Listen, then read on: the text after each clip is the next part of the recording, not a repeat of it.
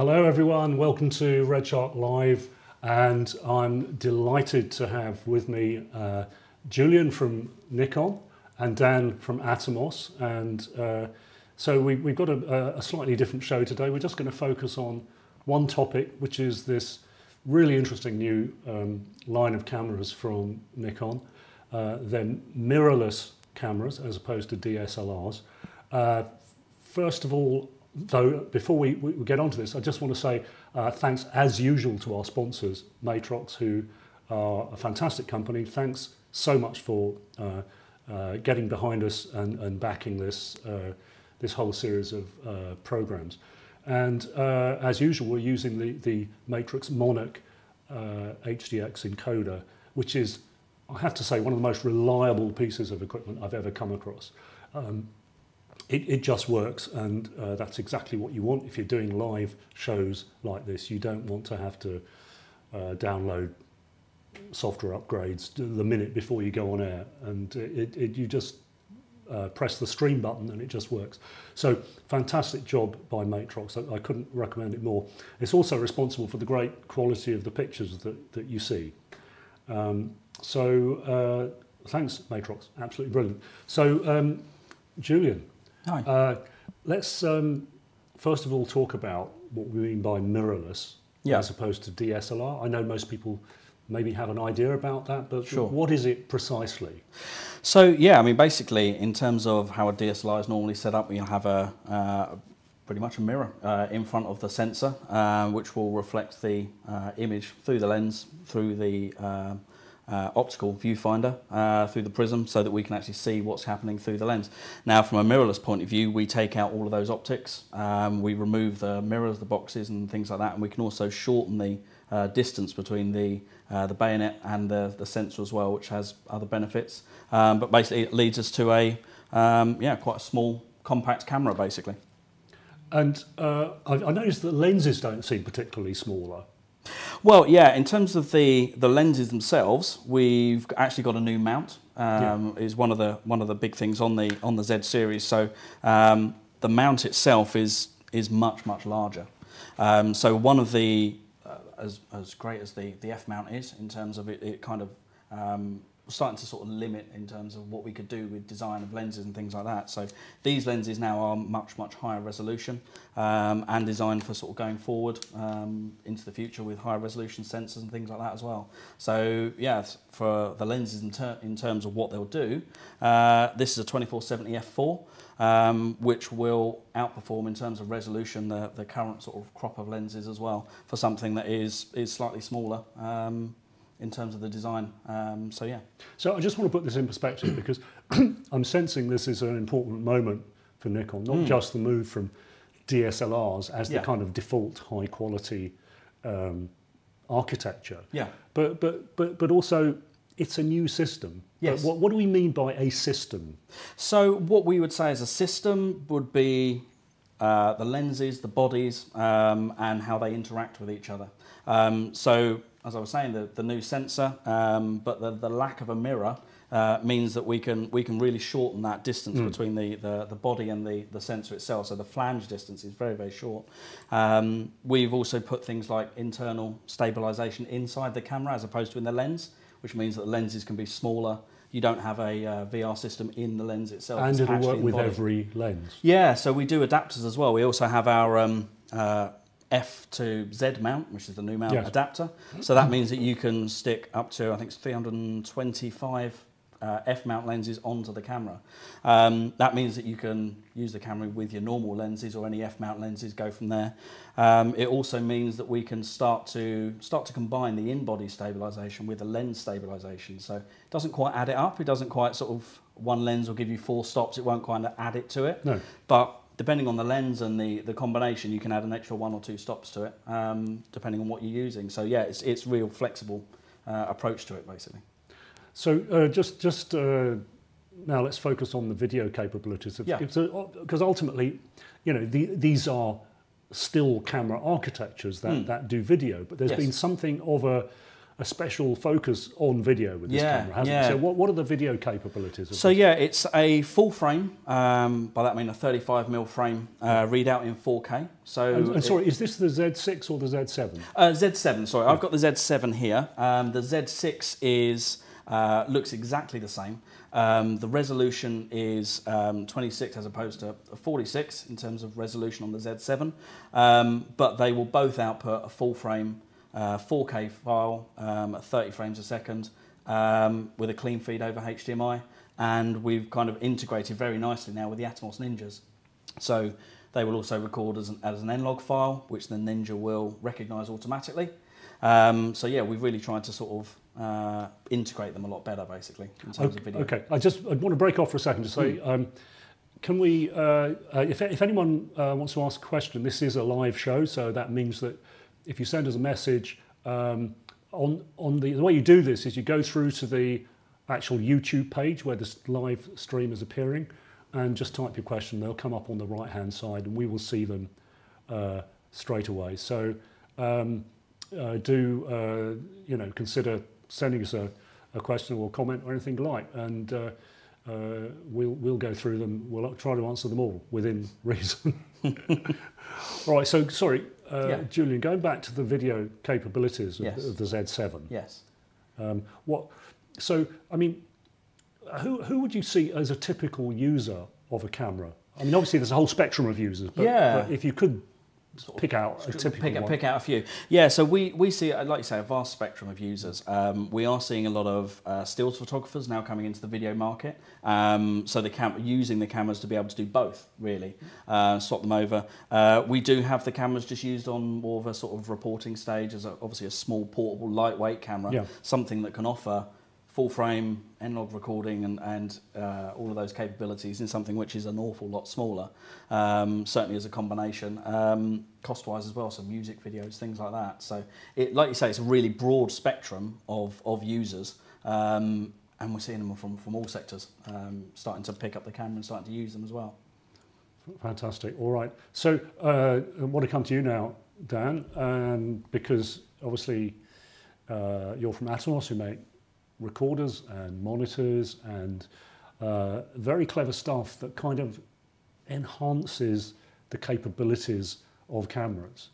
So, and what we've got here, we've got this amazing looking rig with the new, well, you tell us what this device. Okay, well, I mean, thanks for having us on, by the way, Dave. Pleasure, as always.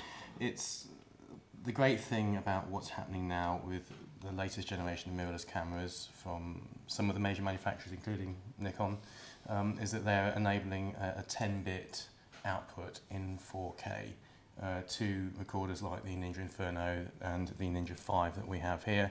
Ninja 5 is our latest recorder. I'm sure everybody who's watching knows about it. It's a 5-inch. So just to save us the significance of that, a 10-bit 422 output. Correct.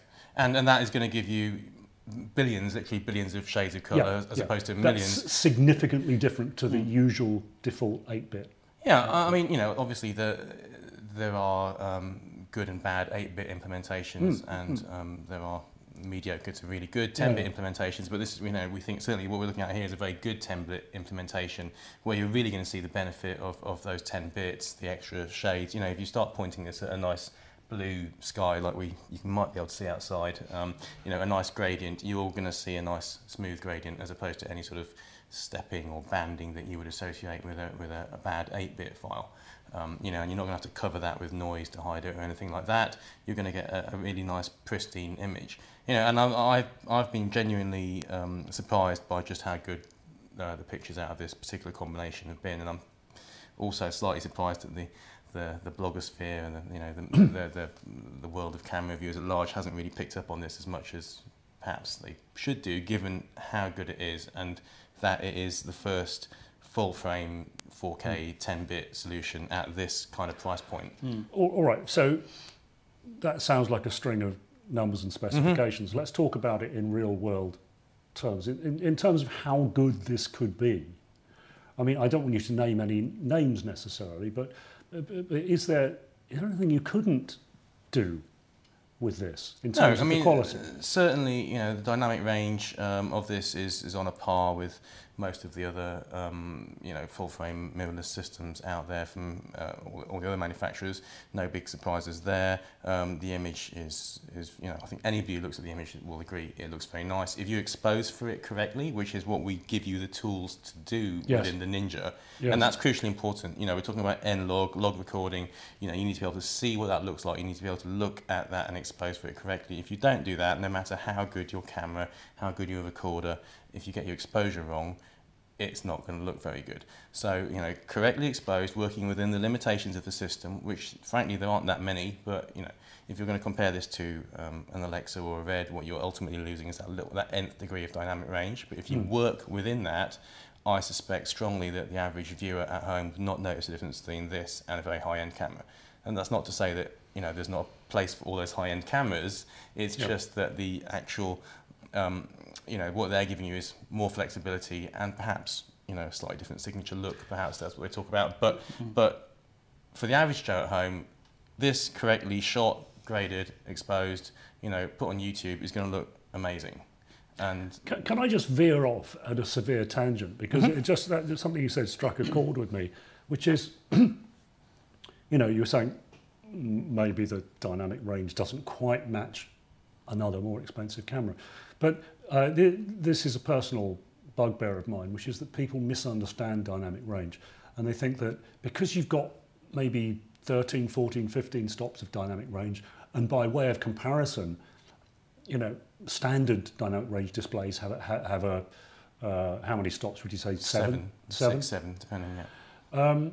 So, and in fact, the capability of our own eyes is around like 28 stops altogether. But the fact is that we are rarely confronted with a scene that has that range of between light and dark. And the grading process has always been one essentially of reducing the dynamic range to fit the displays. And in a sense, all that's changed is that instead of reducing it to, that, it now reduces it to that. And so there's more flexibility, and within that range of the displays, you can also choose a window of dynamic range to work within. So if you are shooting a scene in a bedroom or something like that, you don't have to have sunlight coming in through the window and then a jet black somewhere else. You would work within in a window within that. And I'm only saying this because I think when you start looking at specifications, they can be not misleading, but they're not helpful in reflecting real world usage. And real world usage, the fact is we've been shooting good TV dramas on cameras with only 7 stops of dynamic range for a long time. But what's changed is we now have the freedom, we have the option to choose where within that dynamic range we can have the detail that we want. And it's come about because of cameras like this and the more expensive cinematography cameras, but also because of devices like produced by Atomos, which have kind of demystified HDR and made the parameters you do need to get at accessible. Yeah, and I think you're right to point that out. I also think anywhere where a cinematographer, DP, or even a vlogger has reasonable control of their lighting scenario, if you can't work to 10, 11, 12, 13 stops of dynamic range, which is broadly what these mirrorless cameras in the round have, you probably shouldn't be doing it in a controlled situation. Clearly there are uncontrolled situations. On occasion, you're in the Australian desert, you've got somebody inside a cab of a truck and there's a bright sun outside where that might go beyond that range. But it's as you say, it's rare in real world use. Clearly there are advantages to high dynamic range cameras in those scenarios, but going from, if you're shooting for a 709, a standard dynamic range finish on a normal television or computer monitor, which is 6 or 7 stops, if you're going 10, 11, 12, 13 stops, you've already got more latitude than you probably ever have had in the history of video shooting to now. It's just that you can just go even more if you really wanted to. And there are, there's lots of technical reasons why that you might want slightly more, but if you know what you're doing, or even if you half know what you're doing, this is going to get you a great image, and I think that's undeniable. Just on another tangent, because we're talking about this, and we've got enough time to discuss this in sufficient detail. What is the difference? I know this, we all know this, but I'm always asked this. What is the difference between HDR and log? Well, I mean, HDR... One is a means to the other, in a way, isn't it? Well, so, I mean, when you talk about HDR, number one, there's no set definition of HDR. There are different standards of HDR, some of which include colour specifications. HDR, if you look at the actual, higher dynamic range, sounds obvious because it just, you're literally talking about the range of number of stops. But you still have to encapsulate it. But all of the standards that exist have bolted on a colour specification, a gamut specification to that. So depending who you're talking to and what you're talking about, HDR means one thing or something slightly different. But broadly speaking, log is just a way of capturing more information so that when you grade it, you can then represent it in HDR, whichever of those HDRs. Because otherwise, when you quantize it, you're going to get an unequal distribution of detail and you still do within log. You still do a bit, but not as much as a 709 file or a regular gamma file, a gamma file.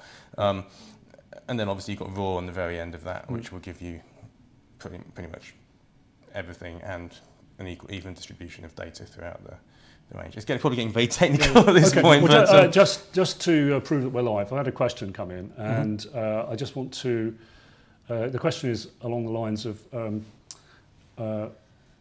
how long is there a limit to a single shot that you can take with the camera? Is it like half an hour or something? Oh, I see. In terms of when you're recording internally. If you're recording internally, yes, there's a limit of 59 seconds basically of what it will do internally. As soon as you plug the Atomos in, that becomes that gets over that limit basically. As long as it's because your disk or as the battery's I mean that's the other factor obviously is the battery and things like that. So So we've got the 5-inch here. How does that compare to a Shogun? It's obviously smaller. But one is 5 and one is 7. So yes, for those who don't know, one is 7 inches and one is 5 inches. The Shogun is actually includes SDI connections for things like RAW and for just general SDI use, dual link, quad link, whatever. All those. It's also useful if you're connecting something like this to a bigger film set architecture where you want to use a HDMI camera, but you might want to come out SDI to a wireless transmitter or something like that. So you're staying SDI in your ecosystem. But for most shooters who are on their own or working in 1 or 2 people crews, they're generally quite happy just working with the Ninja range, which is the HDMI range. I hope that makes sense. Other than that, the differences are the Ninja 5 is the latest generation. So this has newer processing on board, has all our latest technology in it, our latest colour technology, our latest HDR technology, and also we've tried very hard, I don't want to turn it around so people can actually see, but the user interface has been redesigned compared to the previous user interfaces, so it's simplified without losing the features is what the aim was. So to try and make it easier for people to actually access menus quickly, just turn things on and off, and basically a much nicer experience, we believe, for the user. And so, but apart from that, in terms of what they actually do in performance, both the Shogun Inferno and the Ninja 5 will record 4K, DCI 4K from this camera, sorry, not from this camera, DCI 4K from a compatible camera, or UHD 4K from a camera like this, in 10-bit, 2 ProRes, 2 DNX HD. So in that sense equal, this is just smaller, lighter, and more affordable. And this is a fairly fearsome looking rig here. It's very good. Who makes this rig? Okay, so I want to walk you through. So you've got obviously Ninja 5 on top. Z7 in the middle. There's a lens adapter from a British company called MTF Services, who are very quick at making, I believe this was the first PL lens adapter for the Z mount, and that's attached to the SLR Magic anamorphic 1.33 times 50mm lens, which will give you, for the techies out there, a 235:1 image from a 16:9 once it's been squeezed. So sort of easy, anamorphic. And then the cage is a Chinese one from Small Rig, which is a sort of universal cage. It's not particularly expensive, and a monitor mount from Small Rig as well. And an Atomos, actually importantly, and we should talk about this very quickly, an HDMI cable from Atomos.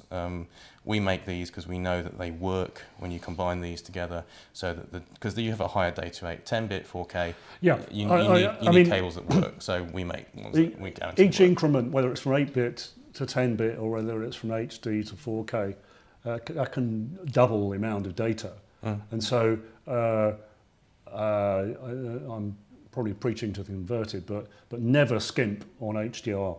Oh, sorry, on HDMI cables. Yeah. Never use a cable that's too long. Never use a cable that's longer than you need, because you'll start to get weird problems.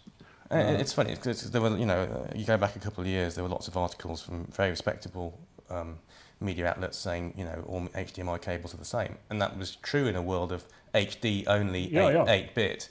As we move into 4K, 10-bit, higher frame rates, then that data rate goes up very quickly, and you need the cable to be able to go with that, and the shielding on the connector and everything else. It's kind of analogous to driving down to the shops in a Vauxhall Corsa, or being on a Formula One track. The faster you go, the more critical the setup is. And I only mention that because we, with our setup here in this little studio, we actually had an issue once where one of the cameras was just like dropping out randomly, and it was the HDMI cable. It was just happened to be slightly too long, and of a quality that just couldn't quite cope reliably. So I don't want to labour that point, but it is, if you have problems with this kind of setup, the first place to look is probably the cable. Yeah, and you're right to talk about cable length as well, because, going back to your Shogun question earlier, one of the reasons why you might want to go to an SDI architecture is that you can get those much longer cable runs than you can with HDMI. Yes. So, yes, if you're in the church AV business or something like that, where you might have a 30-metre run, I do not suggest you do that with HDMI cable. Then you want to be thinking about getting it into SDI or some other format that can move it around. NDI, which obviously we're going to move to support very soon. This is NewTek's openly available network, video over IP network. Yeah, correct. And Atomos are committed to making a module which docks onto the back of Ninja 5 that will take the HDMI signal and port it into NDI, so then you could attach it via Ethernet for as long as you want, practically, with the right kind of Ethernet connection. Certainly longer than most people would ever dream of needing. So there are solutions to that don't require risks with long HDMI cable runs. Sorry, we digress. But no. Well, to go back to the Nikon side of things, another question's come in, where, and I can't remember if we've answered this, but let's just do this definitively. What is the difference between the Z6 and the Z7, especially looking at the sensor? So that's the main difference. The cameras physically look exactly the same. Yeah. The differences are that the Z7 is the higher resolution camera, so this is the 46 megapixels. The Z6 is 24 and a half megapixels. The AF system also is slightly different between the two. It's 493 points in the Z7, 249 I think it is in the Z6. But crucially, from a video side of things, the Z6 will do a pixel by pixel readout for 4K. So whereas the Z7 has to compress the image down to a 4K output, the Z6 will do a pixel by pixel readout. In full frame. In full frame, sorry, yeah. So to put it in different terms, is it the Z6 downsamples based on every pixel? Yeah. Yeah? Yeah. So that does a direct readout, and the ISO is also better because of less pixels on the sensor, so it's better in low light as well. So does that mean the people who are going to focus on video are better off getting the Z6? I think it's probably something to look at, definitely. That's really interesting. I hadn't heard that anywhere else. So that is quite significant. It certainly looks like it should be the better option for video. The only thing is, if you're deeply invested in Super 35 certainly if you're using PN adapter and you've got Super 35 glass, then actually you'll get a pixel to pixel by pixel to pixel readout in the crop on the Z7. Right, yeah, on the 7. Okay. So if you were looking to shoot in the crop only, there's an argument for going with the Z7 over the 6. Yeah. But otherwise, yes. That's actually really interesting. Yeah. All right, fantastic. Well, you know, and just we're nearly out of time actually, but I just wanted to finish up by saying I'm really pleased that Nikon is getting serious about video. Me too. Yeah. You know, because the hardware's been great. You know, Nikon is one of the few companies that doesn't even have to talk about its status. The optics and, sure. The company seems to have done a very good job. With certainly. This. And I guess it's because it is a completely new platform. Yeah, exactly. So the thinking was to, do video, make video intrinsic to it from the start. Like you say, it was a clean sheet design really in terms of everything from mount to design system and everything. So, and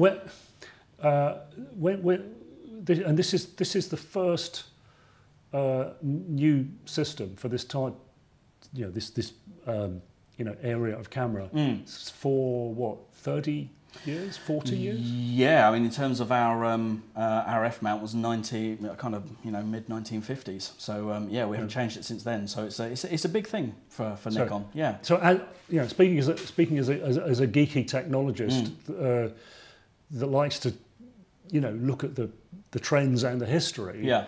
I think it's very important to emphasise that these are two great and really important cameras. From the company, but it likely as not, it's the start of a dynasty of cameras. Yeah, they have been designed with the future in mind. That's the key thing. It's not designed for what we need here and now. It's also with that, but going forward, and that's one of the key things with that mount of the resolution, being able to maintain and keep that standard going forward. Yeah, and that's the key thing. Yeah, fantastic. All right, well. That's been absolutely fascinating, and we've genuinely learnt some things that we hadn't known before. I feel like I can talk much more sensibly about these Nikon cameras now. So thanks ever so much, guys. Thanks, Thank you, Julian. No, thanks, Dan. You have to swap hands with the microphone. Thanks, everyone. We'll be back soon.